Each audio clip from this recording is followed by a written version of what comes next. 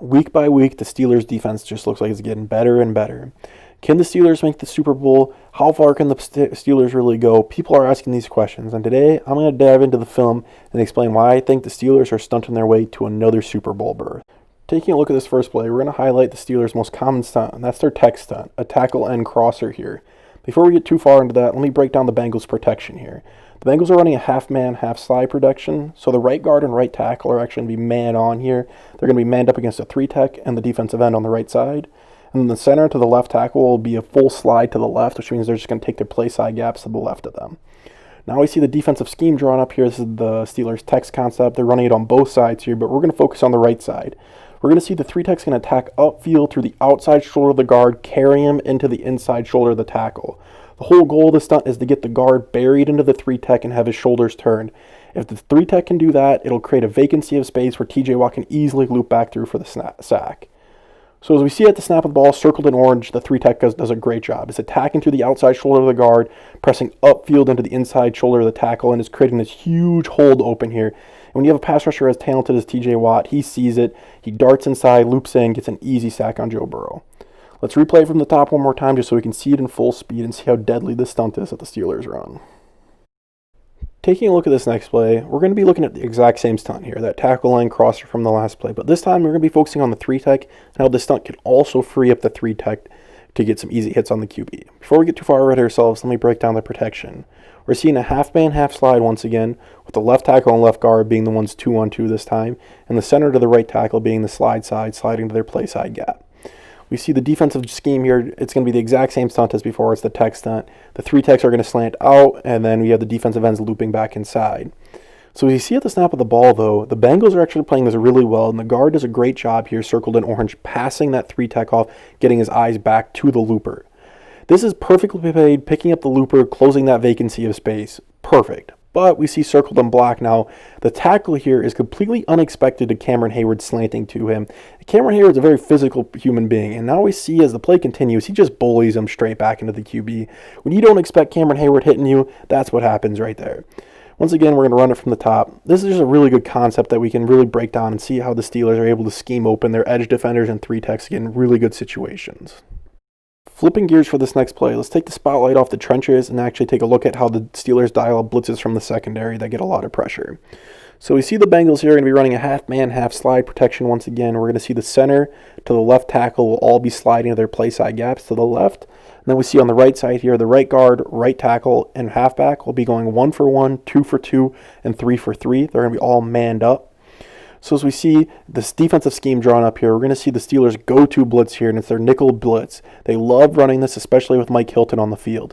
Basically, we're going to see the three techs slant inside of the A gap. We're going to see TJ Watt rush upfield into the C gap, and then Mike Hilton is going to be able to pick between the B gap, or he's going to rush outside to the C gap. He's going to be mainly reading the halfback here, whatever lane he steps up to fill him.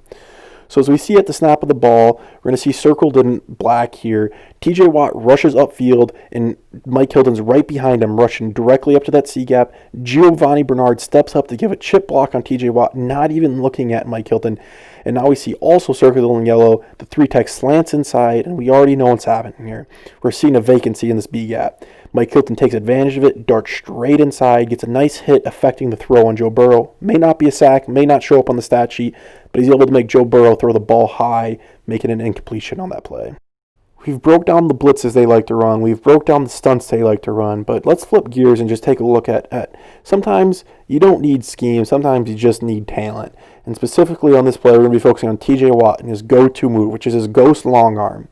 We see at the snap of the ball here is going to be flash that inside arm to draw the tackle's punch. And as soon as the tackle punches, we see circled in yellow, TJ Watt dips directly underneath of it. The tackle completely misses. TJ Watt keeps his full momentum, flips his hips, rounds the corner, gets an easy sack. Once again, we'll run it from the top just to see it in full speed. Just an elite player off the edge. TJ Watt is elite. We know that. But you know what's even better than having TJ Watt? It's having an edge defender across from him that complements him so well. And that's Bud Dupree. Bud Dupree is possibly one of the most explosive edge rushers in the league. He has an elite first step quickness. He constantly is rounding the corners on tackles. And once again, we're going to see on this play just his first step quickness, forcing the tackle here, circled in yellow, to turn his hips out, turn his shoulders out, and basically chase Bud Dupree just to keep up with him. Bud Dupree's already flipping his hips here, and it's already over before the plays really even started. He's already rounded the corner to get to Carson Wentz. It's going to be an easy sack. Well, once again, though, before we get ahead of ourselves, let's restart it from the top just to see it in full speed. It happens quick, but just look at how explosive Bud Dupree is off the edge. These are two edge rushers that really complement each other, and they're insanely productive. They're both double-digit sack guys, and it's what makes this defense so lethal. So the Steelers are undefeated. They have a defense that's been dominant. They have an offense that's been efficient. How far is this really going to take them? We've seen the Steelers' blitzes, we've seen their stunts, and we've just highlighted how lethal they are off the edge. This defense makes their money off rushing the passer, and when it comes into the playoffs, I see this defense hard to beat. This defense is strong, they're physical, and even in the back end, they have guys like Joe Hayden and Nick Nelson, they have Vince Williams. They are loaded all across the board. You can't really name a weak spot on this defense.